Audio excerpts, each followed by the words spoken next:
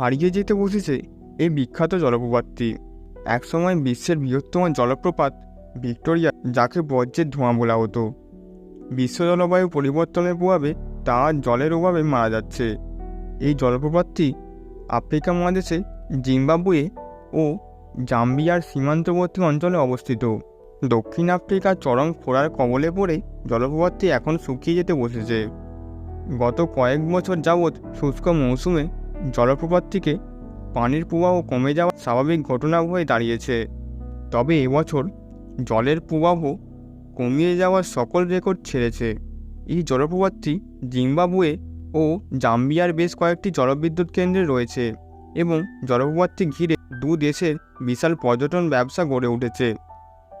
জলপ্রপাতটির জলের প্রবাহ কমিয়ে যাওয়ায় বিদ্যুৎ উৎপাদন সহ উভয় দেশের পর্যটনে ধস নেমেছে।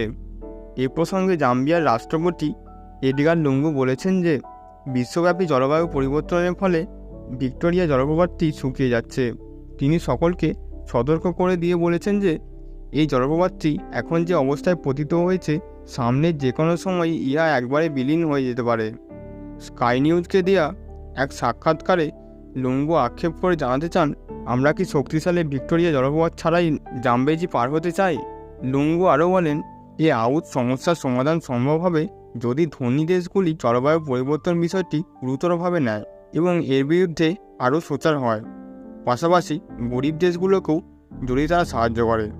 জাম্বিয়া সেই ধরনের রাষ্ট্র যা কিনা জলবিদ্যুতের উপর ভীষণভাবে নির্ভরশীল।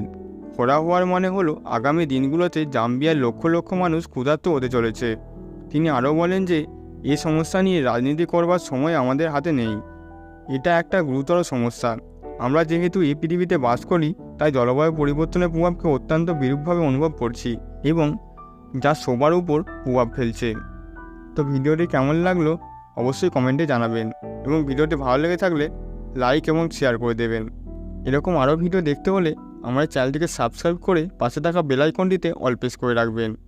তো আজকের মতো আবার দেখা হবে পরের ভিডিওতে। জয় হিন্দ।